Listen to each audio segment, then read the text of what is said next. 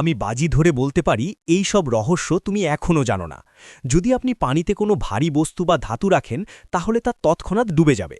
তবে বিজ্ঞানীরা এমন একটি পদ্ধতি আবিষ্কার করেছেন যা নিশ্চিত করবে যে একটি ভারী বস্তু বা ধাতুও ডুবে থাকবে। জাহাজ এবং নৌকাগুলি জলের ওপর ভাসমান থাকে এবং তাদের ওপর প্রচুর ওজন থাকে। তবে একটি গর্ত বা ফাটল দেখা দেওয়ার সাথে সাথেই তারা ভেঙে যায় বা ডুবে যায়। তবে ধাতুতে যত গর্তই থাকুক না কেন এটি ডুবে না।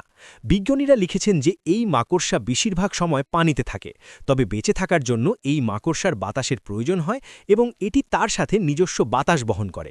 যা ঘটে হলো এর মুখের চারপাশে অনেক পাতলা লোম থাকে এবং এটি ডুবে যাওয়ার সাথে সাথে বাতাসও এর সাথে ভিতরে যায়। এর অর্থ হলো এটি ডুবে না এবং এটি শ্বাস নিতে থাকে। লেজার ব্যবহার করে তারা ধাতুর ওপর খুব পাতলা গর্তযুক্ত রেখা এঁকেছেন। ধাতুটি পানির নিচে যাওয়ার সাথে সাথে এর ভিতরের রেখাগুলিতে বাতাস আটকে যায়, কারণ পুরো অংশটি ভিতরে আটকে থাকে। এটি ধাতুটিকে ডুবতে বাধা দেয়। শীঘ্রই আমরা এমন নৌকা এবং জাহাজ দেখতে পাব যা কখনো ডুববে না। ভাই, আমার 400 সাবস্ক্রাইব উপলক্ষে আপনাদের মধ্যে যারা যারা কমেন্ট করবে তাদের চ্যানেল পরের ভিডিওতে দেখানো হবে, তাই এক্ষুনি কমেন্ট করে যাও।